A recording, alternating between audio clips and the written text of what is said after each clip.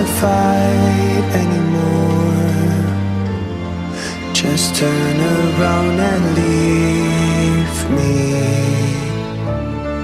The tear in my eye drops on the floor alongside my spear.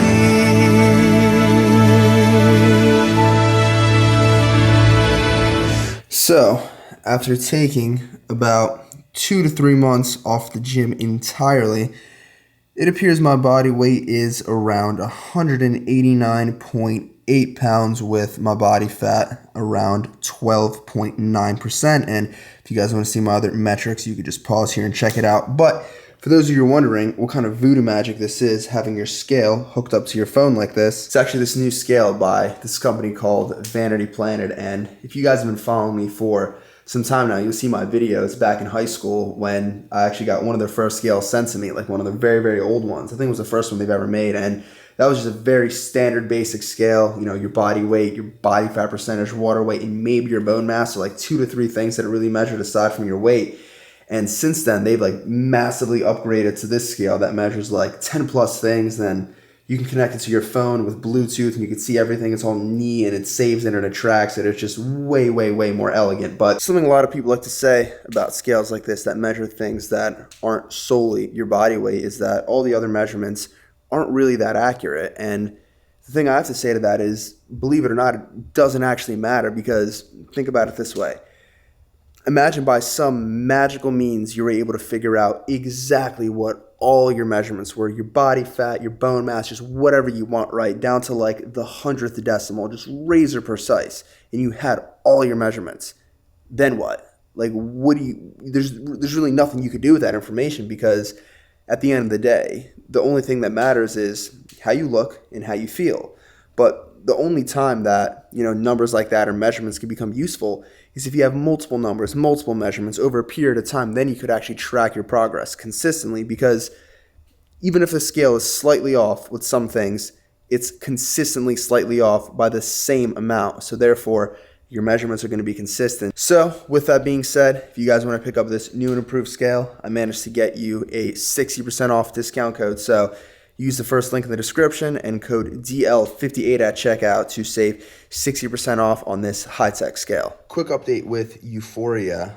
As of today, I restocked the stim version of Euphoria. So by the time this video is out, I don't know if there's going to be any left in stock. But if there isn't any left in stock, there's going to be another massive restock, the biggest one yet, happening in the following week. So you guys will definitely be able to pick up a tub by then. Also working on new flavors and working on getting Euphoria to ship to countries that it can't ship for the time being due to just these weird reasons, but I'm trying to overcome that. Also, I'm going to do a quick giveaway for Euphoria 2.0. So if you guys want to enter, the way this game is going to work is in the comments section below. Tag your Instagram handle along with your favorite synonym to the word Euphoria, and I'll pick someone randomly. I'll pick like 2 to 3 people, and I'll send you guys a tub of either stim or non-stim, whichever one you want. So I've taken about 2 to 3 months off the gym entirely, and the reason for that is because through my consultations with Stu McGill, he's helped me realize that if I continue on weightlifting, at least for the time being, it's going to tremendously delay the recovery of my back. And my previous logic was basically, how I would conduct myself is I'd get up to the point where my back's like 70-80% flared up. It's just in horrible pain. And then I would back off. And what I mean by back off is maybe avoid squatting, deadlifting, things that really put excess stress and pressure on the lower back, until I'd get to the point where I'm maybe 10 to 20% in pain, where the pain's still there, but it's a lot more tolerable. And then once I get to that point, I get all excited again. Oh, I'm going to get back into it with the whole, deadlifting or squatting just a little bit. Then I flare myself back up to like 80%. It's a constant up and down. So for me, what I need to do is I need to desensitize my back pain to 0, like wind it down completely. And I'm just not going to be able to do that if I continue my normal weightlifting protocol. So just because I can't do my normal weightlifting protocol doesn't mean that I'm just lying around there, just waiting to heal. There's lots of things that we're doing, things like strengthening my core. My spine hygiene has been phenomenal. Just anytime that I'm sitting, my back is perfectly straight. I have a whole routine of how if I need to lay down on the floor, how do I get up from that? Just day to day tasks when I'm moving. My spine is in as neutral of a position as possible, and I'm avoiding any acute little micro injuries or acute little assaults that I could get on my spine throughout the day. That's helped tremendously. Obviously, things like building my core, doing the big three, which you guys saw, maybe I posted an Instagram picture, or in the beginning of this video you saw me do those three movements. I've been doing that several times a day. A new thing that I've recently incorporated is walking up a hill backwards and then walking back down. That has unique muscle firing patterns it's going to be optimal for me. And now I'm getting to the point where I'm decently desensitized. So my previous self would have just immediately gone back into weightlifting excited, and I would, of course, flare up the pain again. But instead of doing that, even though I am relatively desensitized at the moment, I'm basically doing subtle, gentle nerve flossing techniques, just getting the nerves in my back, just moving again, grooving, finding their own path, and while still building more core stiffness and stability. So just something that I realized is that this is going to be potentially a long and tedious process, but there's really no way around it. So for me, my logic is, okay, I either, suck it up, not train the way that I really like to for the time being, and fully, get over this back issue by recovering nice and slowly, as opposed to just making it be worse and worse and worse and worse and just having debilitating back pain just every single day. So I've decided that I actually want to tackle this issue. So if you want to know more about my specific protocol to recover and exactly what happened to my spine from consulting Stu McGill and having him look at my scans and do a whole 3-hour consultation with my back and just all spine things, how the spine works, why do we have one, how do they commonly get injured, what's the general rehabilitation pattern, and just a cool bunch of fun facts about the spine and a whole bunch of other stuff. You'll definitely enjoy this podcast that I filmed with Stu McGill, which is coming up right now. So hope you guys enjoy. So today I have my friend Stu McGill on the podcast. And for those of you who've been following me for some time now, you'll know that I've been struggling with some back issues for many, many years now. I injured it, when I was very, very young, and there's been chronic re-injuries ever since. And I've tried so many different things to get it to feel better, different massages, even injections in that area, suboptimal rehab protocols and stuff. And none of it really worked, especially for, a sustained long period of time. So after doing some research, I came across Stu McGill. He was it's basically, people have said that if you could ask God what's wrong with your lower back, not even God could give you as good of an answer as Stu McGill. So Stu McGill is literally the guy when it comes to all things spine related. So just one of the first things I wanted to ask you is, how did you, briefly, how did you get into working on the spine and becoming so, an expert at it? First, Dave, I hope one day we'll meet and you'll meet my wife, and she will tell you I'm as far from godlike as you can possibly get. Anyway, I'll teach you some of my bad habits and you'll change your mind. But anyway, well, when I was doing my PhD in spine biomechanics, the natural progression is to become a professor, which I did do, and I had a laboratory, and I started out asking one very simple question: how does the spine work? And you'll be surprised that not too many people can give you an idea of how this stack of vertebrae with a pile of discs and nerves and muscles and whatnot actually accomplishes all that it does, and it allows us to do what it does. And young professors get asked to go to orthopedic meetings and neurology meetings and give presentations of what they've discovered, and I would do that, and the medics would say, well, that's interesting what you've just found out and showed us. We have a very difficult patient where I think that might help us. Would you come and see the patient with us?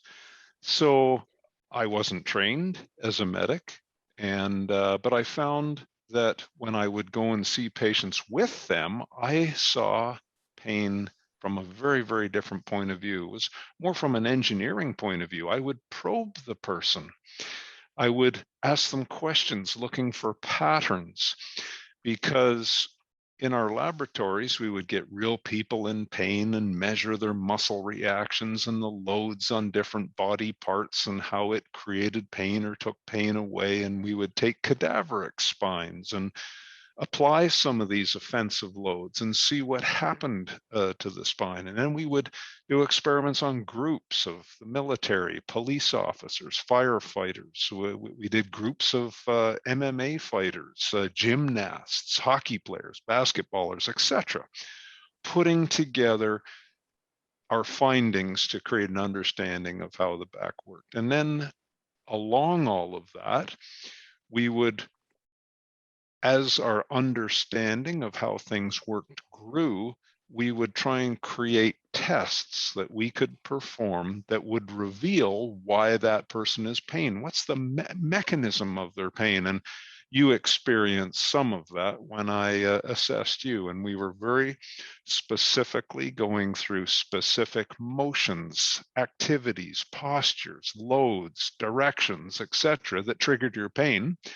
And you will recall that every time we created pain, we tried to create an antidote strategy for you to take your pain away. And you were very successful at doing that. You were easy to coach. We would migrate your stress from something that was causing pain to something else just by changing your posture. And then we would add different muscle activation patterns, etc. So that gave us an outline of what you should stop doing. And then the counter to that is what you should do. And I'll just finish that up by saying it was interesting in your introduction, you used the word chronic pain.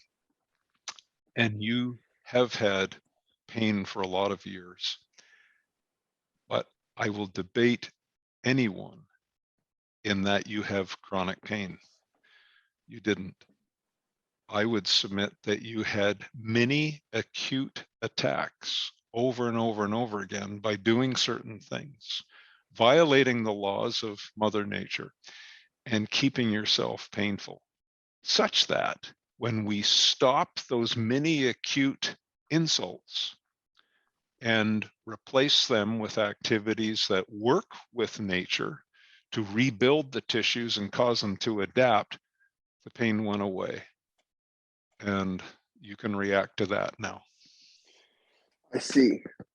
One of the things that I've heard you talk about a lot is the whole topic of non-specific back pain. So to my understanding, how you just laid it out, you were essentially just hell-bent on figuring out exactly how the spine works. And through an enormous amount of research, you were able to get such a deep and fundamental understanding of how the spine works. So now you're at the point in expertise within yourself and with, you know, people that you've coached to be able to make really good assessments that you could figure out precisely what's going on with someone's back, right? So I'm assuming that prior to you doing a lot of research into the spine, before, you know, you got into the field, the back wasn't really understood nearly as well. And because of that, when people would have back problems and back pain and they would go to their doctors, the doctors oftentimes just had very cookie cutter, blanket, generalized things to tell their patients, right? Oh, go do some generic rehab routine, do some physical therapy, stretch your hamstrings, hang upside down, get a massage, things like that. And then if none of those things worked, I'm assuming that they were just diagnosed as having non-specific back pain. And is the reason for that, because one of the things I've heard you talk about before, there's no such thing as non-specific shoulder pain, non-specific thumb pain. It's very, very specific.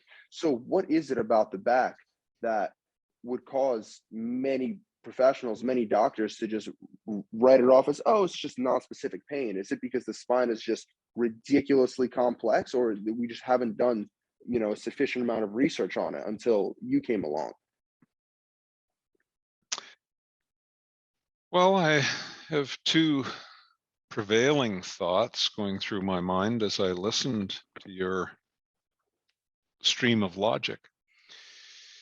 And the first one is as you pointed out, docs don't deal with non-specific head pain or non-specific leg pain. They do an assessment to figure out what the mechanism is. Why this doesn't occur with back pain is, if you look at the training in the worldwide healthcare system, very few get training in how to assess a back.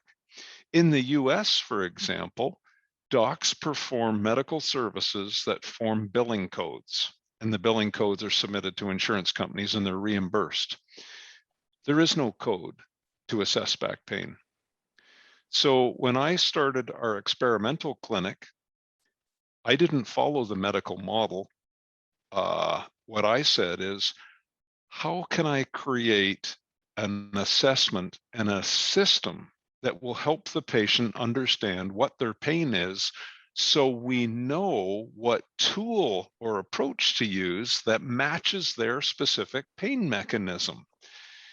And some people do well with mobility approaches. Other people do well with stability approaches. Other people do well with becoming more fit. Some are so hell-bent on getting fit, that's the reason why they have back pain, and they have to back off a little bit. So my point in all of this is, until you understand the mechanism of pain and can match it with a specific approach, it's just dumb luck. You go to a medic and they will give you the thing that they're trained to do and can bill for, whether or not that suited you. So it's dumb luck. We didn't want to do that. So I said, what we're going to do is set aside 2 hours to see a patient, and we're going to bill for time, and we will converge on an assessment. And by the end of that, we will know precisely what activities are causing their pain and what activities take their pain away, what motions, postures, loads.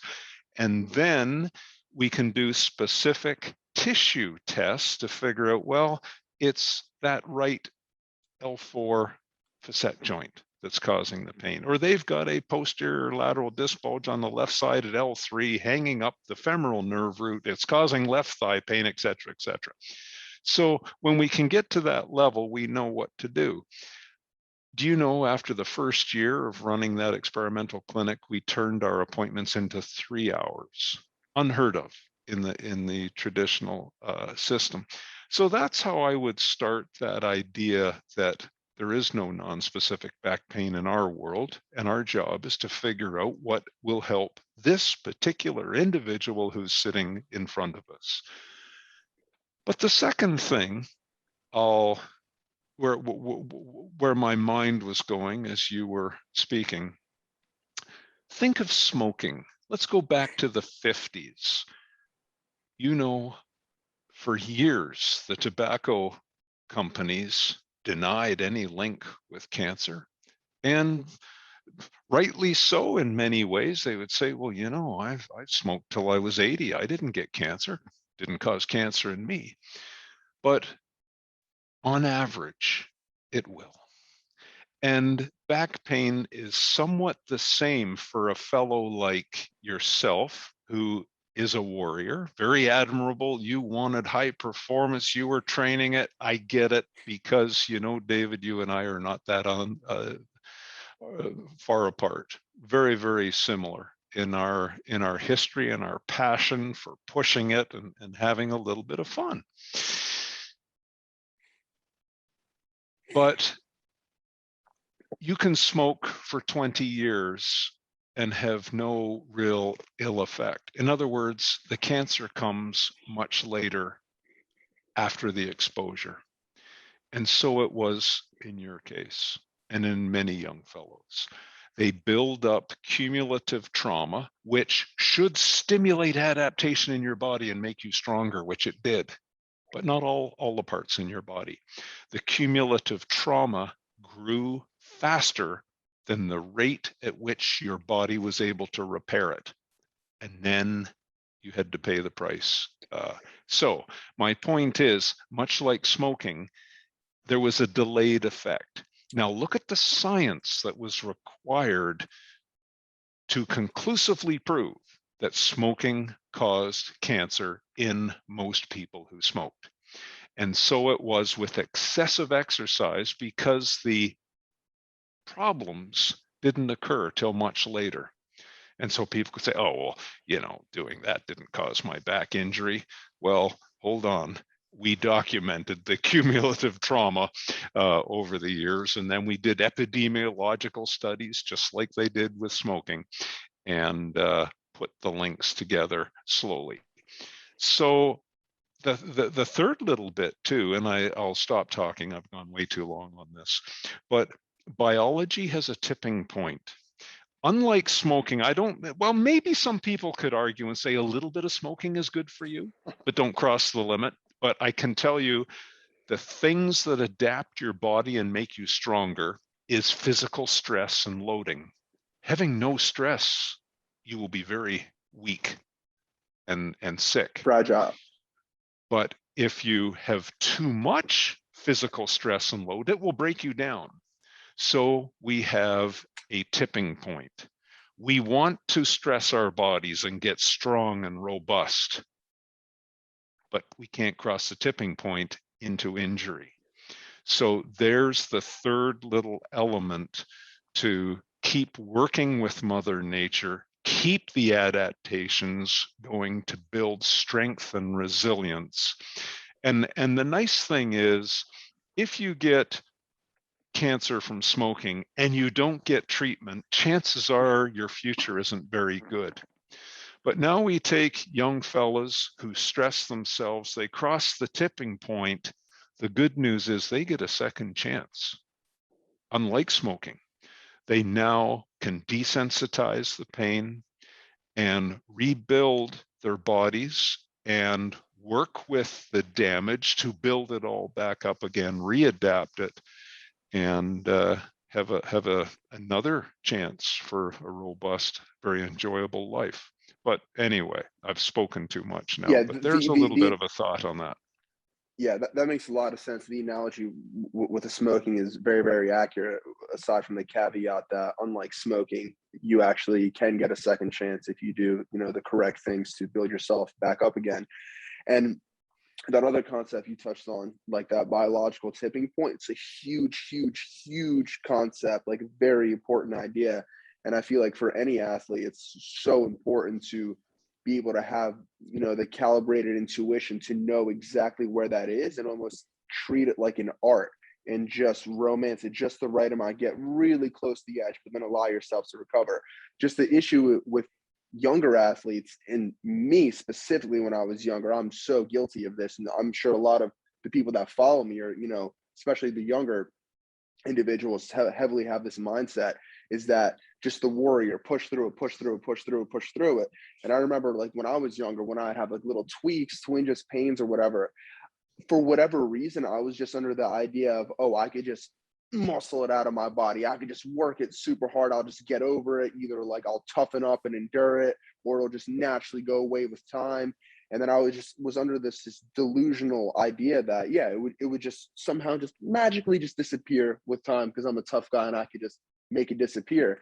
And then me and many others that have gotten older and accumulated lots of injuries have come to the rude awakening that that's just simply not how it works. And I think you phrased it in a really good way, saying that, biology, like it has a price. If you over tip on the tipping point and you exceed your recovery capacity and do that for a long enough period of time, you are going to accumulate so much damage. And it's so easy to do that, specifically when you're young, when your body's fresh and you just have so much energy, right?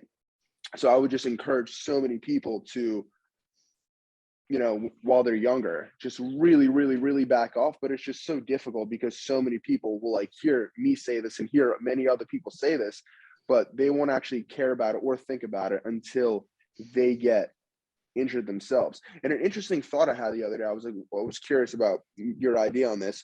What if someone did this? What if someone that was beginning weightlifting, right?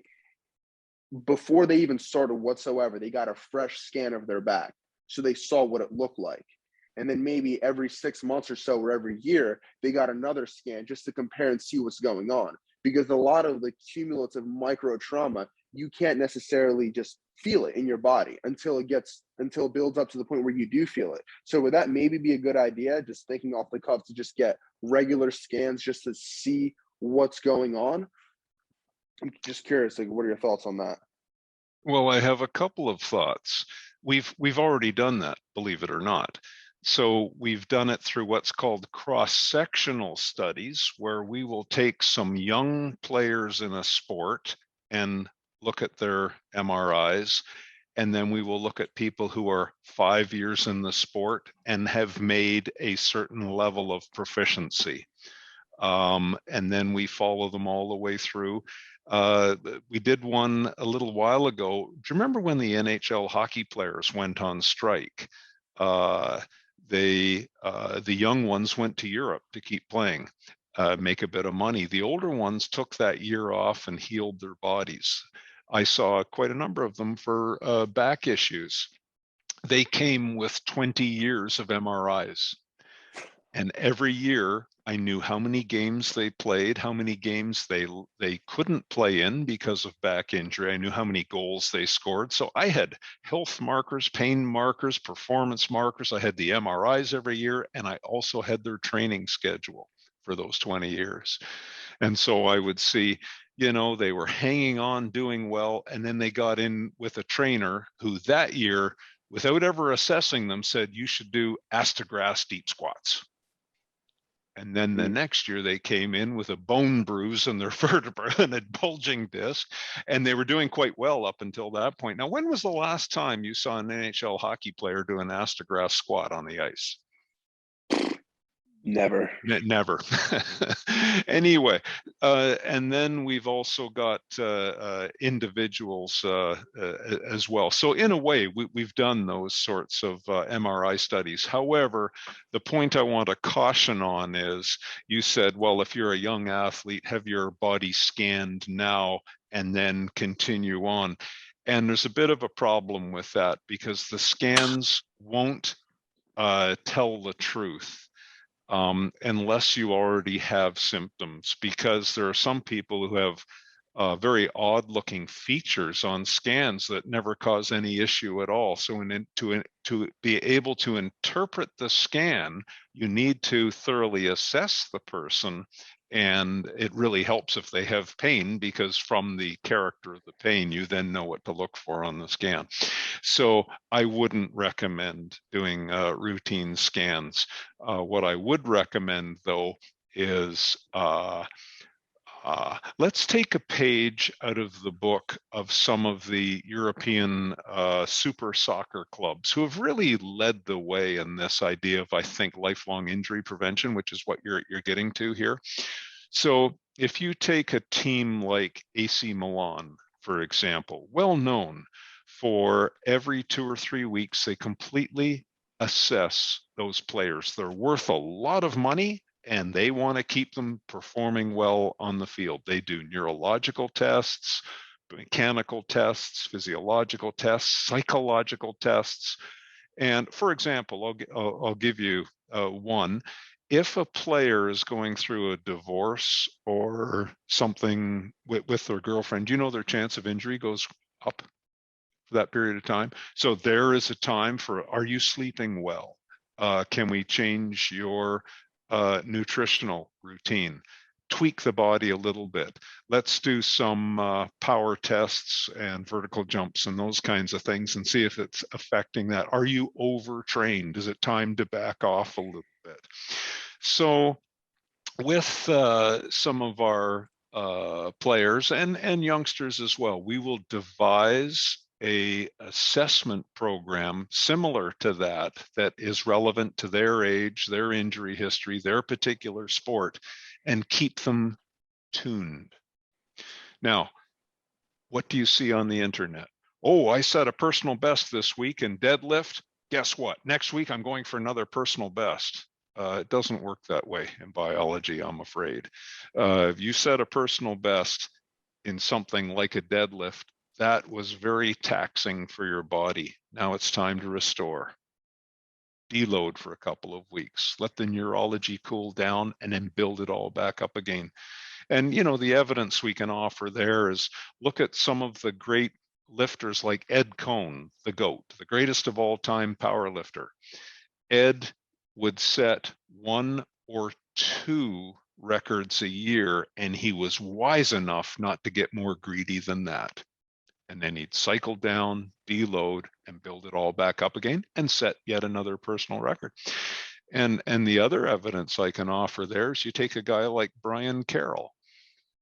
When he came to see me the first time, 2013, very disabled with pain. Well, here was a guy who had already had 2 world squat records in 2 different weight categories, but could hardly get on and off the floor. He was in such pain, but with a bit of science and bringing him back slowly, romancing the biology, you know what happened. He came back for a year. He did the same kinds of routines that you're currently doing now.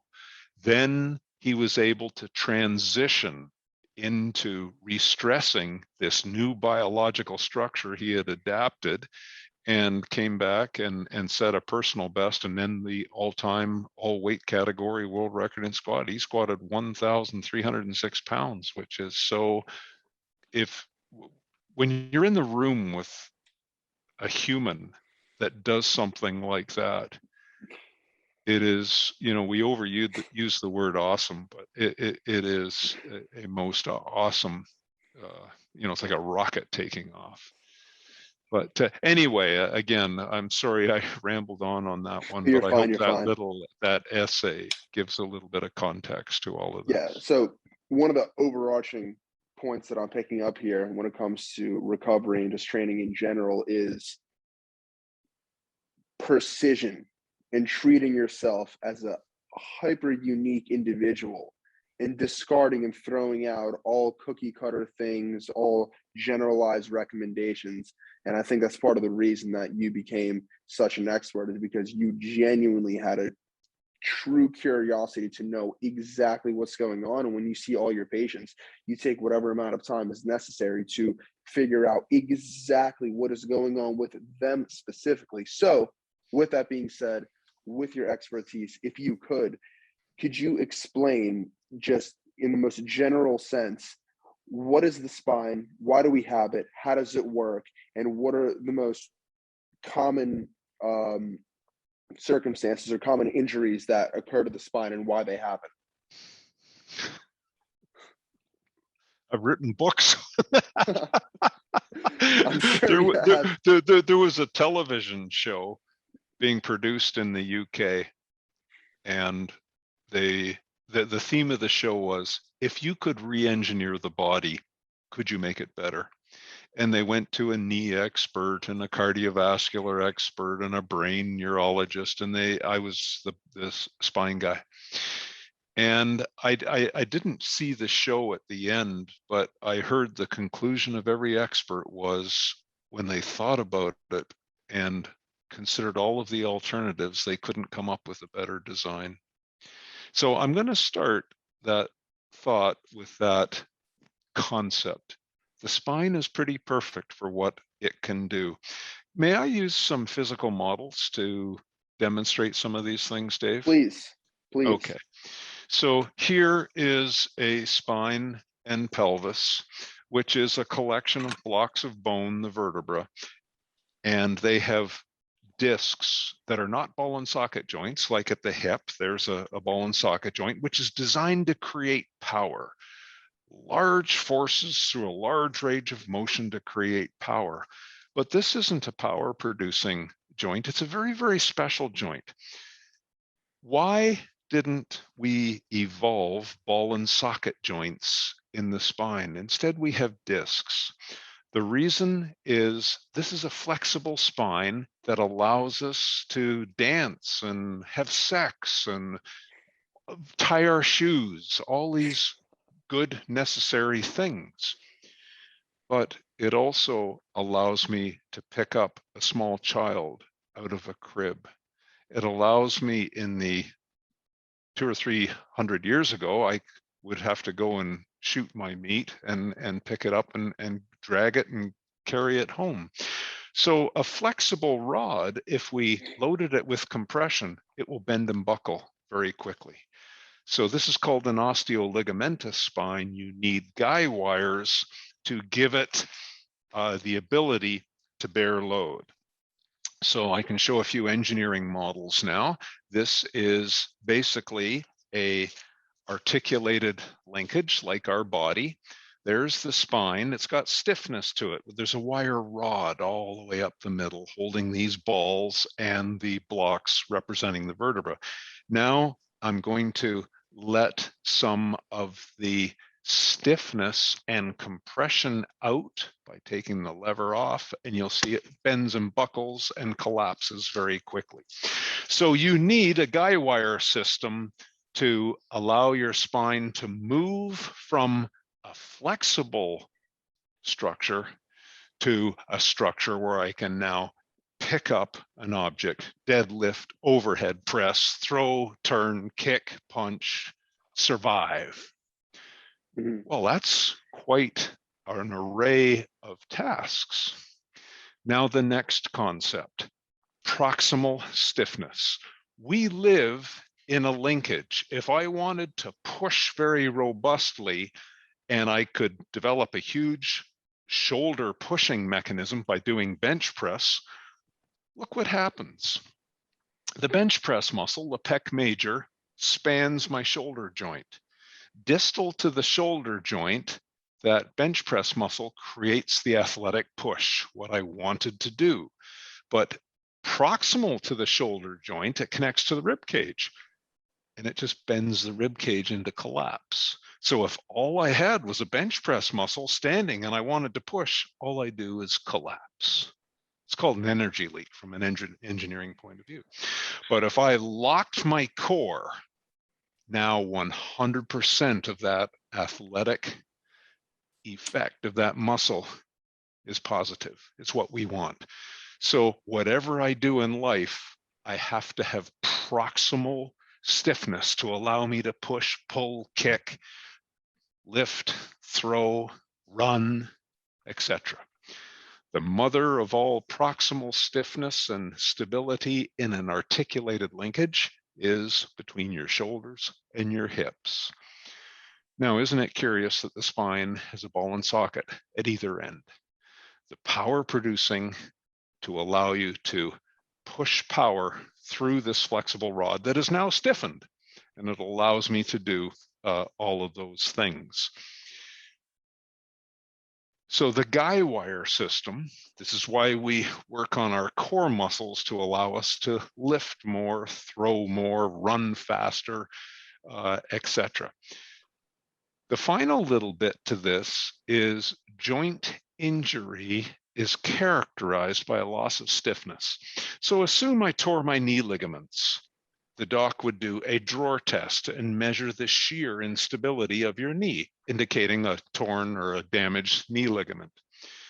Loss of stiffness is the indicator of knee instability, and quite often it will be associated with a pain trigger. Now, remember the disc.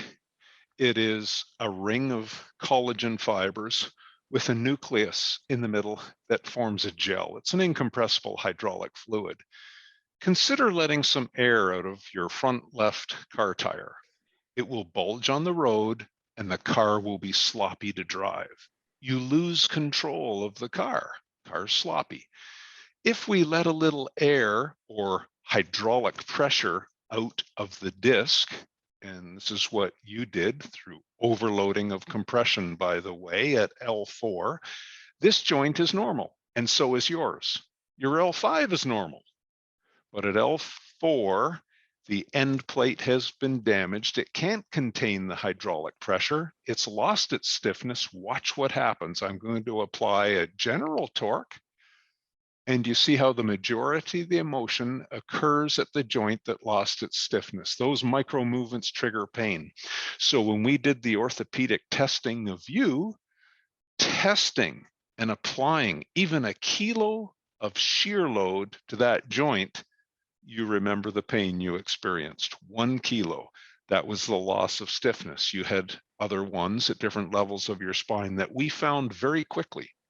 But the beauty of this was immediately we were able to create a muscular pattern. I said, you know, push your fingers in, now push them out. And now we're going to probe the same pain provocative load, and your pain was almost eliminated. So we very quickly we were able to converge on an antidote. And then I knew, now we need to train this in your training program. And you've been on that program for what, 5 or 6 weeks now, and you've been able to desensitize your pain. So there's several cool things there that I can summarize, I suppose. More to all of this is, why don't we have ball and socket joints down our spine? We could whiplash and produce more power in our spine, I suppose. But consider this is a whale's spine, and it drives the massive fluke that drives it through the water. Very, very powerful. They do have some cartilaginous fibers holding the joints together, but they have ball and socket joints. There's the ball on one side and the socket that we see on the other. But look at the whale. It doesn't have to support load in a deadlift. The ocean supports its body. Now, if you took it out on land under gravity, it wouldn't be as robust, but in water, it's a wonderful thing to adapt. But if you had ball and socket joints, you would need a massive amount of musculature around your torso. You'd be so wide you couldn't move. So going back to that TV show, you can see why every single one of us as a group of scientists were able to say evolution is perfect. It created the most robust, the most resilient human body possible. But it has to live within a certain set of rules.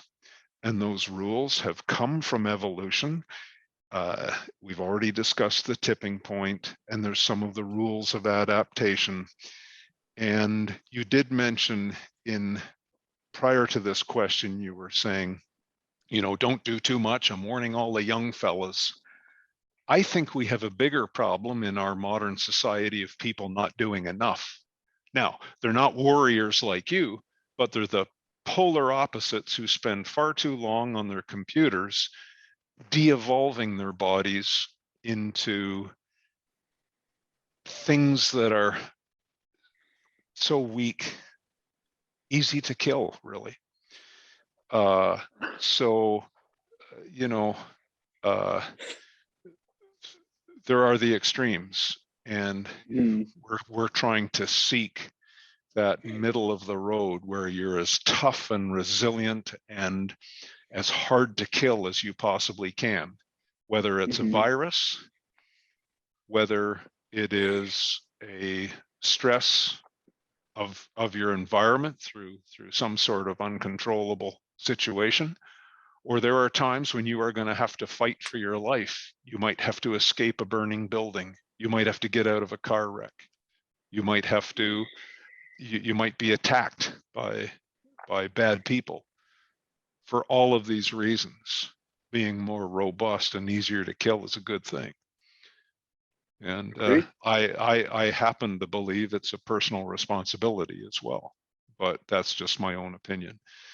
But anyway, there's a little bit of an essay, I suppose, on basic mechanics of the spine and how wonderful it truly is. But we have to learn to live within the rules that are dictated.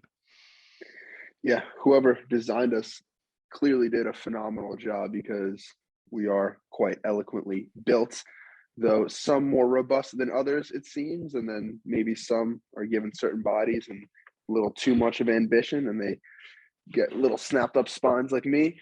But no, hold on. I'm not letting that rest. You know that. You had to pay a little bit of tuition. So now it's time. You've paid and you're going to continue to pay. And do you think your parents, myself, and everyone else got through life without paying tuition. That's what life is.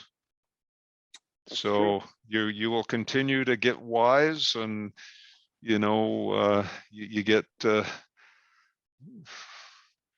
smart too late, and it's just it's that's life. It is what it is. That's true. It is what it is, but you will get your robustness back. No, I'll definitely get it back. It'll just take some time. I was gonna ask you earlier, like, what are the most common ways that the spine gets injured? But I kind of want to narrow that question a little bit more specifically to the people that are more than likely going to be watching this. What are the most common injuries and common ways that the spine gets injured for people that are weightlifters, that are power lifters? Because for people like us, it's almost, unless we're escaping a burning building, right, we're more than likely going to get injured inside the gym as opposed to outside of the gym. So in like a weightlifting context, what are the most common ways people get injured? And like how later on I want to talk about how exactly I got injured and what you were able to diagnose in me specifically. All right. Let's do some pattern recognition. So as people come in here, and no one gets back pain and say, oh, I'm going to go to see McGill or BackFit Pro because I've got some back pain. We're the end of the road. We've already, that person has already seen 10 different clinicians. They've had 10 different procedures done on them, and they haven't gotten better. They may even be worse. So those are the kinds of people that we see. If I do pattern recognition on those, and you've already given me a pattern, they're younger, they're weight training, and they've got disabling back pain. Most of them will have damaged the discs to the point that they've created pain. Now, the pain that they create may have different pathways, but basically, they've delaminated the collagen. In other words, they're under too much load and having too much mobility. That's pretty much it. So heavy deadlifts with poor form. Now, there are some people who will argue with me and say, well, I've lifted round back my whole life and my back is fine. Yes, you were the one who smoked for 30 years and never got cancer. These things happen, but most of the people will not be so lucky. So the better form you have, ultimately, you will build more capacity in your body and reach higher levels of performance for most people. That's the average of the laws, so to speak. So that would be probably the number one injury. Now, in your case, your disc annulus damage was minimal. You don't have big disc bulges. What happened to you was cumulative trauma of the end plates of the disc. You must have had some fantastic compressive loads, and you had a few multiple compressive fractures that, I'll tell you, David, every grand old man and grand old woman of powerlifting, and I've seen an awful lot of them, every single one of them has those fractures that you had. But think of their training routines. They would create microfracturing of the end plate, and then they only trained heavy deads or heavy squats once a week. Now think of what you and your friends did. So you kept building those microfractures until they became macrofractures. But when I look at the end plates of the grand old men and the grand old women, they have sclerotic bone. When you break or microfracture a bone, you get a little bit of a crack, and then a callus forms over that fracture. And that callus is stronger than the virgin native bone. So that little microfracture was an adaptation. It built back stronger, but it takes time. So when you get a microfracture, materials that build bone are free floating in solution in your body. Magnesium ions, calcium ions, the things that build bone, they are ions and they chemically bond to the fracture site. The fracture site gets a piezoelectric charge that attracts these callousing ions. But if you go and load it again in 2 or 3 days, the callus breaks off. So you're right back to zero again, and now you add more to the crack. So the idea, and this, by the way, my education came from studying the research in turkey wings. They were trying to figure out, this was paid by NASA, your space agency. How can we keep astronauts strong in space who don't have gravity to keep loading them? How can we create loads on their body so the mineral doesn't leave their body? We have to stress them. And they would do these experiments on turkey wings, and they would bend them, and they would find, well, is it compression that keeps the bone healthy? Is it shear? Is it when you bend, one surface goes into tension, the other goes into compression? It turns out it was acceleration. It was these kinds of little micro impacts that, so, you know, to go for a little bit of a jog, or don't wear the impact absorbing shoes, wear sharper heels, get little more impacts, as one example. But anyway, going back to the bone callousing natural training regimen of the grand old men and grand old women. Think back to Ed Cohn, as I described earlier. It was slow and steady. They create little invisible microfractures. They train heavy once a week, and then every 4 or 5 weeks, they have a week of deload. Now, did you do that? No. Did I do that when I was younger? I most certainly did not either. I did not know about it. I was a warrior, and with my friends, we were going to lift heavy weights and egg each other on to have another personal best. That's what we did. A lot of us paid for it. It's called tuition. But anyway, there's a little bit of a thought on the most common injuries. Most of them are to the annulus of the disc, but yours was not. Yours was to the end plate from compression. When you say annulus of the disc, does that mean like the circumference, like right around it? Yes. Yeah. So that comes with being in deviated postures, allowing the spine to flex and extend under heavy load. Now, the contrast to that is you can be a belly dancer. We did a study on Middle Eastern belly dancers. None of them had back pain, but they didn't lift heavy. So do you see, if you have a lot of mobility that you build into your spine, that's fine. You can be a belly dancer, do yoga and all these kinds of things.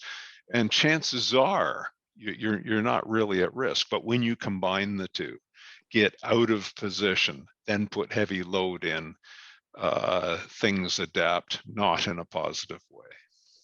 So annular damage or bulging disc type of damage, you're saying that's more often than not caused when your spine is in contorted flex positions under load, because that creates that uneven pressure for a disc to pop out. And correct. Do you want to see a model of it, how it works? Yeah, okay, so in the middle of the disc you have a gel, and these are collagen fibers held together with a ground substance. I'm going to get one more model that will show the story here. And it's actually a piece of the glass cloth they use in fiberglass. This is a fabric. Your disc annulus is a fabric. So if I want to put a hole in my very nice Alico sponsored lifting jacket here, I would create stress strain reversals back and forth, and the fiber weave would delaminate and tear. Agreed? Yeah. Okay. So there is a piece of fiberglass material, right? You see the weave in it. Now I'm going to create stress strain reversals. And now do you see the delaminations in the fibers? So these fibers are held together with a ground substance. I'm going to keep bending them back and forth under load, and I might do deadlifts or squats with butt wink. Now, some people say butt wink is okay. Maybe they're the smokers who got to smoke for a few years without getting it, but eventually they're going to get less lucky and less lucky. But anyway, if I keep bending, I get some looseness in those fibers. They start to delaminate. But here's the thing, that nucleus if you're going to pick up a 400-pound deadlift, you create tremendous pressure inside that. We would measure these pressures. Now I'm going to bend the disc forward. And do you see the little delamination, that red mark in the back? I'm going to bend the disc forward and squeeze it. Did you see the delamination open up? Yeah. There's the disc bulge. Now, this is the cool thing. What's the antidote? Don't bend forward and squeeze the spine. Nothing comes out. Do you see how that locks it in? The disc bulges generally, but nothing comes out. And then some people will say, oh, well, you can't deadlift without flexing your spine. Yeah, we've measured it. And do you think right now, if I was to take just a dowel here as an example, we can lock the spine, I can go down and play shortstop squat, pull the hips through, there's zero spine motion there. Now I can put a bar there, repeat that, lock it in, start to bend the bar, engage the lats, pull the hips through, drag the bar up my thighs, up my shins and then thighs. Can I do that without moving the spine? Yes. Then someone will say, well, what about Atlas stone lifting with the strong men? I did a podcast, you know Martin Licious, who's the current world's strongest man? Well, he is. And yeah, and I did a podcast about a month ago with Bill Kazmaier, former world's strongest man. In any case, I've measured, I think that I'm the only person in the world who's actually measured how strong men pick up an Atlas stone. And an Atlas stone, they can weigh up to 400 pounds. And they get the stone straddled on the ground, and then they flex their spine around the whole stone. But what people don't realize is they don't move their backs. Once they grab the stone and hook into it, the stone and their spine become one.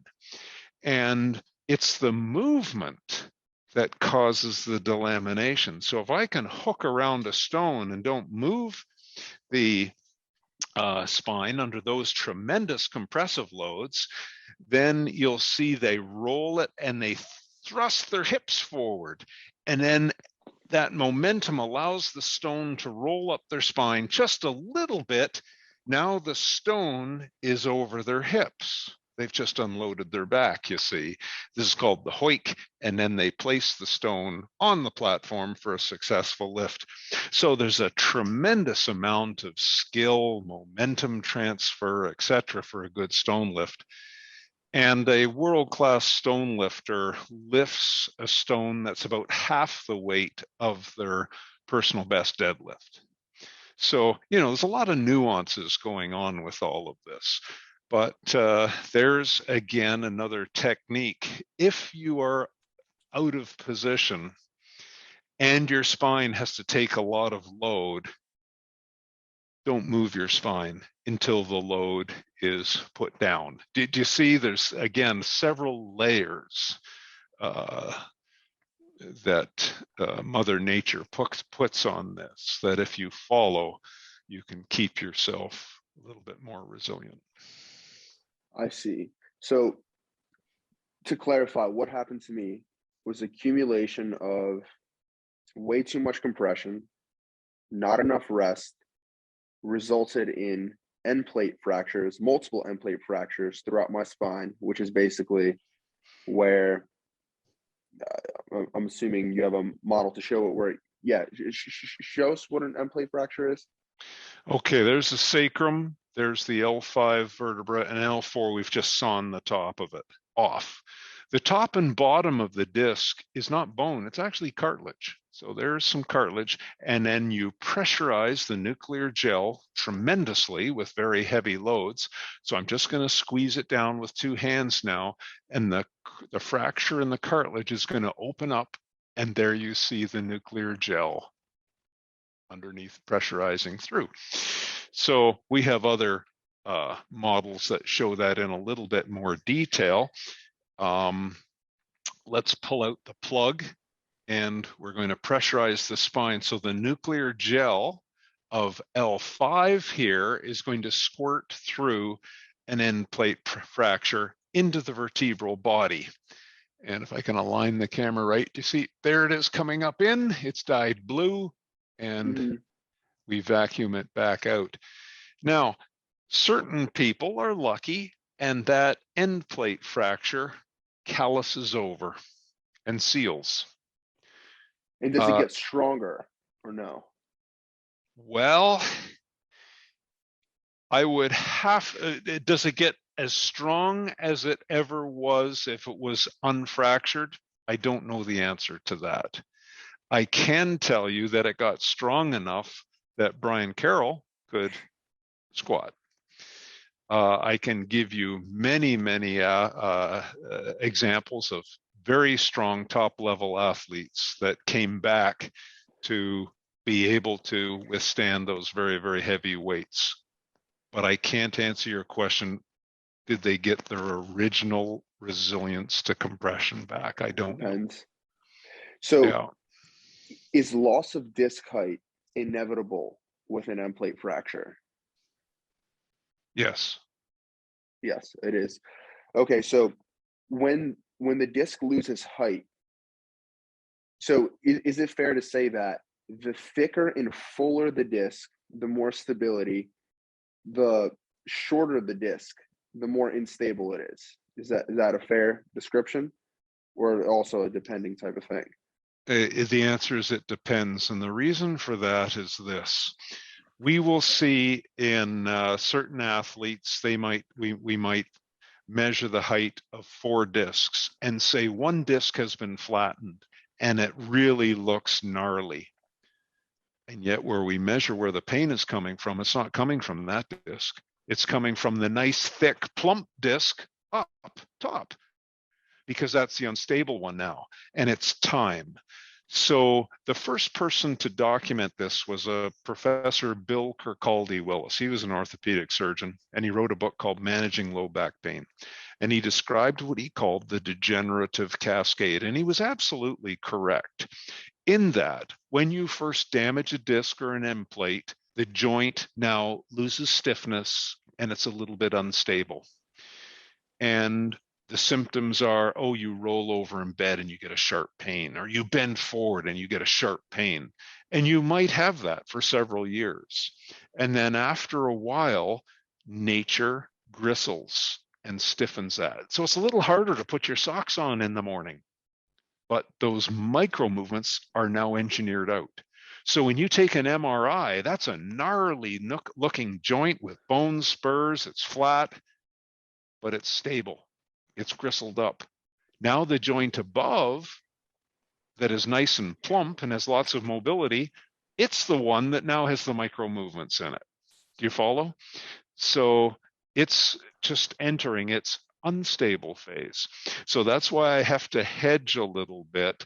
It isn't always the disc that loses height. When it first loses height, yes, it's entered the unstable phase of the degenerative cascade, but you will not retire.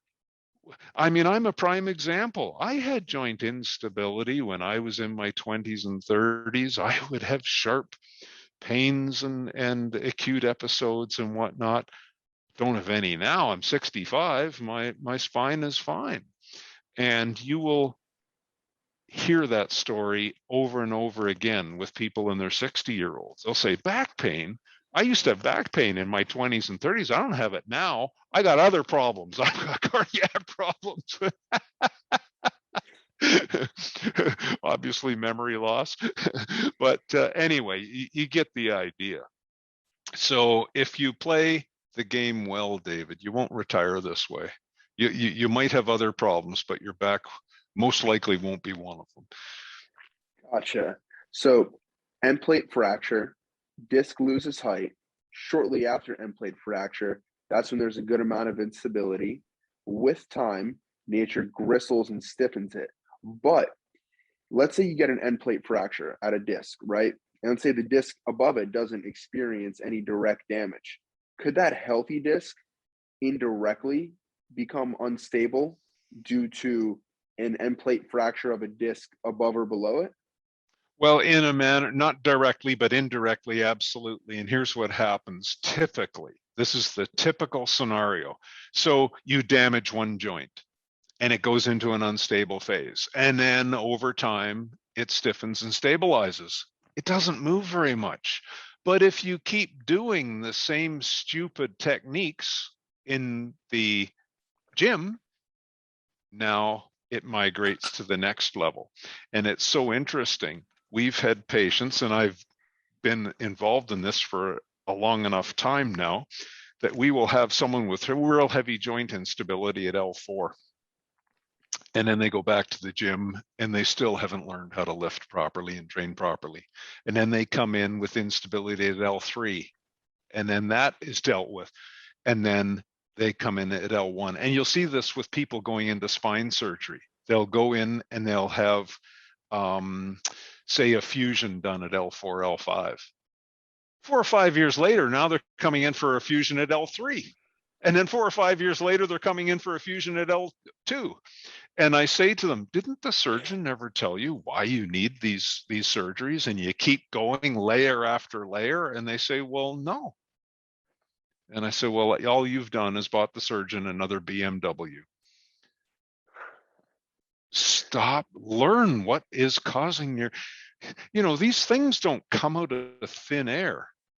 If you've been injured, you've violated a rule of biology. Find out what it was and stop it.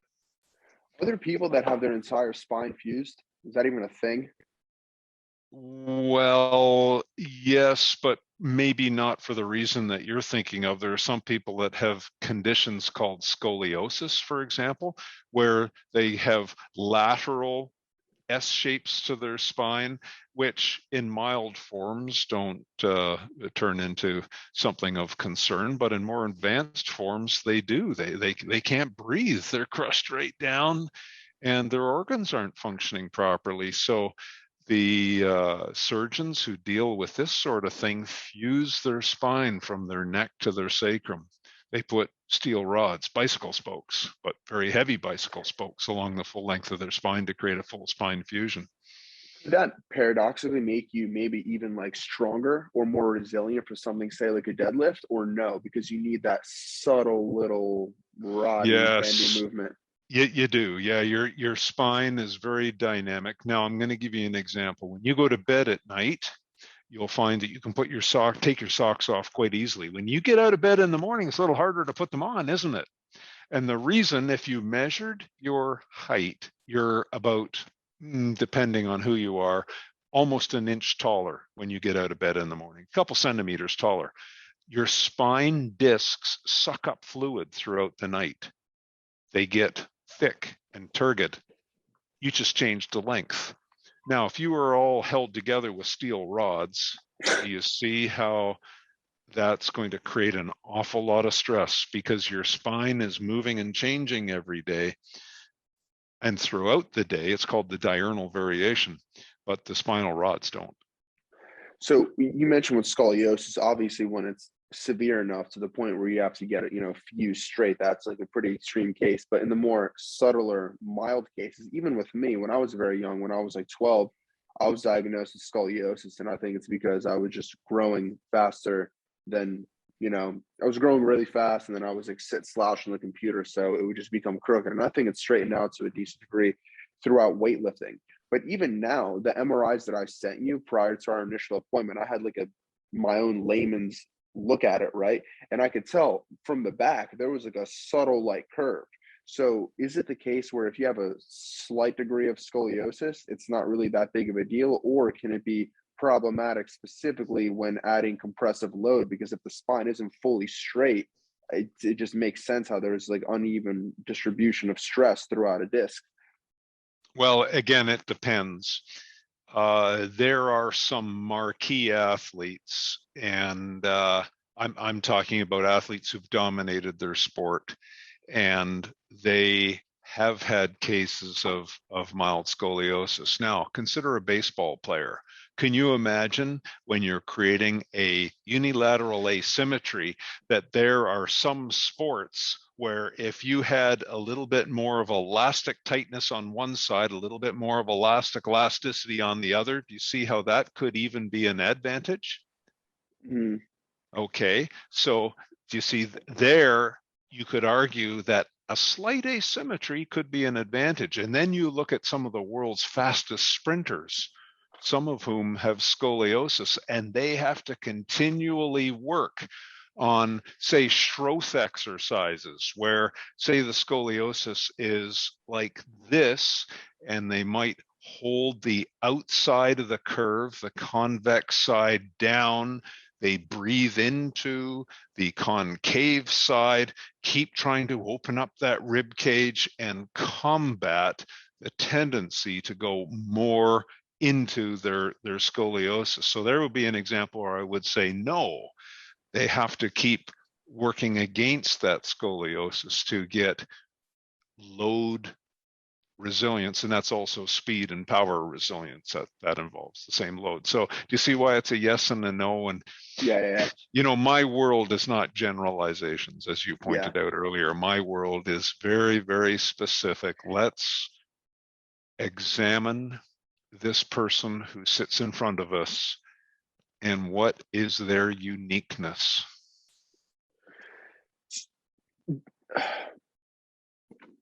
When the spine becomes unstable in certain areas, does the brain limit how strong it'll allow you to be? Like, for example, on a squat per se? Because I've Yes. most certainly experienced that. Like, when I have like certain spinal injuries, I'll get to the point where even if I don't have that much pain for whatever reason, it's like I cannot squat as much. Like my brain is like limiting the throttle of energy output. But if I sit on a leg press, I could press exponentially more weight than I could squat. And I always found that very interesting. Well, you just hit the nail on the head. Can you imagine someone who has a damaged knee ligament? They'll be walking and all of a sudden their knee gives way. The brain shut it down. It felt the instability. The spine is exactly the same. And people who have these instabilities, they will have an acute attack and they say, I fell and I buckled to my knees. What happened? Did I become paralyzed? No, the brain just shut down the neural drive because it detected the instability. Well, I don't know how much I can reveal here.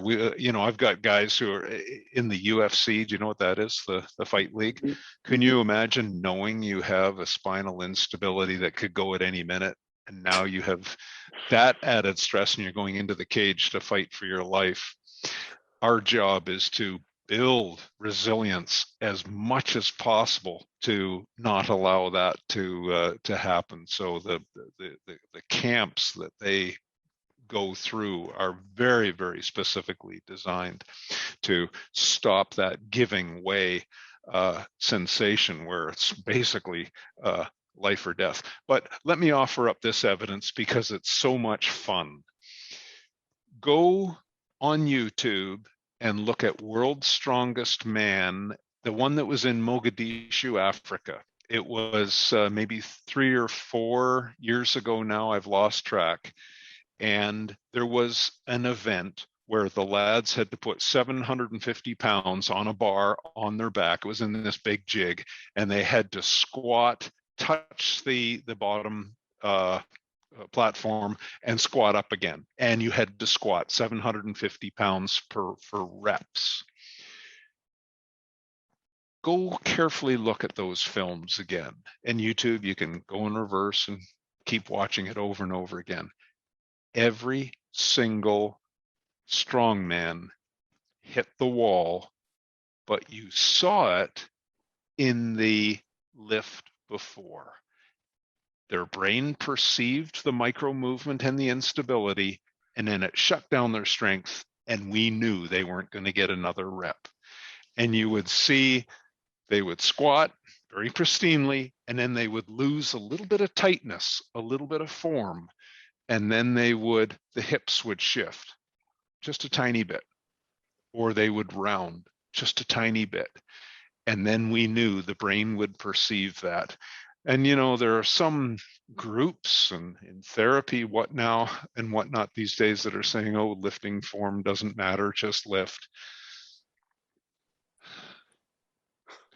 neurology would disagree when you measure it, and we've caught a few of those in our laboratory experiments over the years as well. Good form, good stabilizing tactics and motor control allow you to lift more for longer without the brain shutting down the neural drive as you're describing. I have an interesting experience and question about that, because when I was in my late teen years going really, really intense and heavy with the powerlifting, there would be many weeks and even months on end where I either couldn't squat or deadlift, or could, but with such a lighter weight, but still experiencing some pain and sucking up and just getting through it, right? But another thing I used when I was younger that wasn't just weightlifting was pre-workout supplements. I loved stimulants, right? And then what I noticed is, let's say I'm in a phase where my back hurts really, really bad to where I can't, squat or deadlift anywhere near to what I'm capable of. There would be times where I would mega dose pre-workout. And there was this one pre-workout back in the day. I don't know if you've ever heard of it. It's called Jack 3D. And it had this one ingredient in there called 1,3-dimethylamylamine, something like that. It's basically molecularly almost identical to an amphetamine, right? So it's a very, very, very powerful stimulant. And when I would take that pre-workout in high doses, just all of a sudden, out of nowhere, I'm like 100% good. I could squat and deadlift as heavy as I can. And I'm curious as to why that is. And I have two theories, and I'd be curious to hear your take on it. Theory number one is that because it's such a strong stimulant, just all the muscle fibers in my body are so pre-activated that I get a ridiculous amount of core stiffness, way more than I otherwise would. And that creates enough stability for me to be able to lift the heavy weights. Or theory number two is that because the stimulants are so strong, they're releasing so much adrenaline, putting me in a fight or flight state, that it's basically overriding my brain's limitation to how strong of an output it could send due to any instability. It just overrides that because it literally thinks it's in life or death because of how much adrenaline is being released. Well, I don't know the answer to that specifically in a general way. But again, the thoughts that are going through my mind as I'm listening to your logic is that drugs are banned because they work. They do a lot of magical things, and there are neurological loops, and there are natural inhibitors in your body. Now, we've discussed one. When your brain perceives that joint instability in your spine, it saps your strength. It shuts down the neural drive. But that is an inhibitor. Do you know that there are inhibitors of the inhibitors? And there are inhibitors of the inhibitors of the inhibitors in the neural loops that govern the laws of your body. So it may just be that now the stimulant has inhibited the inhibitor. So now you're go again. And when you talk to the really top level neuroscientists and they start describing the inhibitors to the inhibitors and give you experimental examples, they're fascinating. So it may be simply you're inhibiting an inhibitor, but I could come up in front of you and go, boo! And you will inhibit the inhibitor with something like that. That makes so much sense. And it's just so unfortunate that some of the heaviest lifts, some of the biggest PRs I've ever hit were in states like that. And it's just so bad, because it's like your body's not ready to lift any weights at all, really. But now you're blocking all these inhibitors and you're lifting so much more than you normally would. And it's just, in the moment, it feels great. All inhibitions blocked. I'll lift something super heavy. But it's just, the cumulative stress that's happening, the damage that you're doing without realizing it is just insane.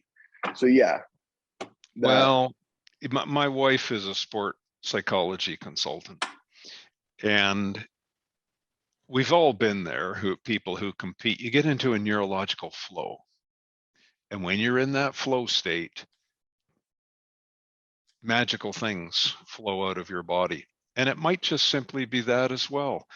you know, you go to a top powerlifting meet and you will see some lifters swearing and banging their head against the wall and being slapped really violently to get into that fight or flight response. And then, you know, I look at someone, this is just to show how it always depends. You look at Bill Kazmaier, who was world's strongest man for the first 3 years. And Bill is a very, very cerebral, spiritual man. And he almost gets in, well, he describes it as a religious experience, getting ready for that feat of strength, and how he feels this wave of you know, these rays from the Lord to strengthening his body. And I've watched him as he prepares. He gets beads of sweat on his forehead. He goes goose pimply, and then I know he's ready to go. And he did all that through achieving that fight or flight temporary super strength with a very, very different approach than the person who's slamming their head against the wall, or maybe it's you know, some kind of compound. Yeah, It's that's interesting. whatever works. But you know, that look at sports psychology, how they work with the athlete to figure out for that individual, how do you ramp them up, turn them into a controlled rage to inhibit all the inhibitors, and then to sleep at night, they need a totally different psychology to wind it all down, chill. And, you know, I mean, it's fabulous. However you get to the state, like you said, for some, through a spiritual means, they're channeling godlike strength for a particular instance to just unleash, wreak havoc on the weights. And for other people, it could be through pharmacology, using certain supplements. And, you know, different people have different avenues of like getting to that state of being when they're super capable like that. When you're in that state, are you also more resilient, or the resiliency of your body stays the same, just your capacity and lack of inhibition increases?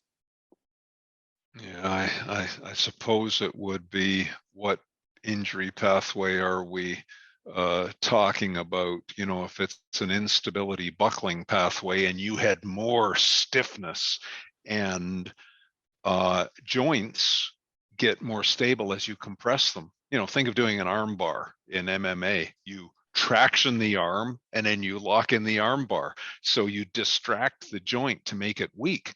But if you're in a very tight controlled position, there's no way they can get that arm bar, because they can't create the instability that they need to lock it in. So there would be an example where, I don't know, I could argue that anything that made me tighter and stronger made me more resilient.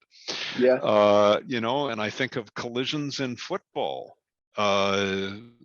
Many collision sports, the stronger and tighter that person can get at the instant of impact, they become more resilient. So, you know, I could argue it either way. That is very interesting. So just winding it back a little bit, like coming back to me. So what you were able to see in me is accumulated compression fractures, spine way too compressed, not enough rest, some end plate fractures. And then, so with what you were saying, when there's instability, not only does the brain limit the strength output, it activates an inhibitor, but also just by the fact that there's instability and micro movements and shearing, that's damaging and irritating surrounding tendons, ligaments, joints, and nerves, right? And that's what's actually causing you to have that experience of pain. So for my recovery process specifically, correct me if I'm wrong, but we're going to stiffen the spine. And the way that we're going to do that is have really good spine hygiene, meaning that all my day-to-day movements, laying up, sitting, standing down, moving around, I'm keeping my spine in as neutral of a fashion as possible. Because another thought that I had is, like, if I'm assuming if you're trying to heal the spine, right? Like, for something to heal, it more or less, I'm assuming, needs to be at rest. So if your spine's always in weird positions, right, or in suboptimal positions, is it a situation where the spine kind of heals in that incorrect way? So part of rehabilitating the spine is having the spine in a correct position for a prolonged period of time, so the brain registers, okay, this is the position that he wants a spine to be in, so I'm going to heal and gristle at this pattern or this shape. Is it something like that? You may be overthinking this a little bit. I'm going to take my little finger. Let's put it at rest. There's my little finger at rest. Now, if I slept on it and bent it over into that position, I deviated it, I would wake up in the morning most likely with more pain. So the point is, stress in a joint increases as you take it out of its neutral zone. So that's what the definition of a rested state for a joint is. So if you can put your spine into a rested state, you've de-stressed it, and you have to de-stress it to allow it to desensitize. So you said earlier, oh, the compressed joints are going to damage the nerves more. They're causing more pain. I don't know if they're damaging them or not. I could argue that yes, in some cases they will be. In many cases they won't be. In your cases, I don't think so. So get that out of your head. But have you not experienced for the first time in the last 6 weeks since I saw you, and you've been moving this way? Don't load and upset your back. Just let it settle. And has it not desensitized in pain? For sure, like the last 6 Okay, weeks. that's it. It's either a yes or a no. Now let's go to some of the nerve issues. When I tested you, David, 6 weeks ago, you'll recall I would put you into a quadruped, right back down on your haunches to imitate a deep squat, and I got you to look up, and you nearly screamed. I didn't touch your back. All we did was migrate the nerves. So a little bit of nerve movement 6 weeks ago, do you remember? They were ramped right up. And I've asked you, and I've given you a technique to settle them down. We repeated that test a few hours ago. How much pain did you have? None. 0. You've done a fabulous job. You've desensitized orthopedically, and you've desensitized neurologically. If you kept on training, you would still be the same as you were before. So we have to wind you down. And now the challenge is to start to introduce adapting stressors. And if we get it wrong, you will go back to pain. If we get it right, you will adapt robustness. So in English, it's as simple as that. In real life, it's a real art and it's a real science. Otherwise, everybody could do it. So we increased your program today, which was building more core stability. We've added some nerve migration to get the nerves to flow and move so that they don't cause pain. And the more that they move now that they're desensitized, they're even going to become more robust. It's what we want. You're headed in the right direction. I gave you some walkout push-ups. How much pain did they cause you? None. 0. None. Did I give you a family of what we call the one-legged squat matrix? How much back pain did that cause you?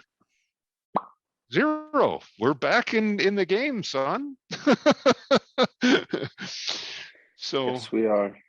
Yeah, we've already got you back squatting, but it's an art. Yeah. Yes, it is. Well, on that note, as I slowly work my way up the recovery ladder and introduce more and more capacity and stiffness and all that good stuff, for people that are sick and tired of their cookie cutter diagnosis from their, quite frankly, incompetent general health practitioner, right? If they maybe want to read some of your work, because I know you've written a book for the layman on how to, roughly assess what's going on with them and get them out of pain. I believe the book is called The Back Mechanic. So if people want to see some of your stuff, if you have a website or if you have, certain books or video courses that people could be interested in. Well, I did write Back Mechanic. It's not the Back Mechanic, it's just Back Mechanic for the lay public who have back pain. The first job is to reduce the pain sensitivity. So that's quite a different enterprise. It's quite unique, and that's what you've been going through. So that book is to desensitize pain. It's not going to get you back onto the platform or into the Olympics. Once you've desensitized, now it's time to switch philosophies. And then the next book is Ultimate Back Fitness and Performance. So now it's time to rebuild, recognizing that you don't have the back you had when you were 18.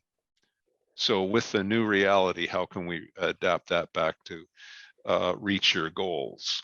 And we show you how to document the demands of what you want. Say, I want to play recreational tennis. Okay, what does tennis demand of you that you can do pain-free?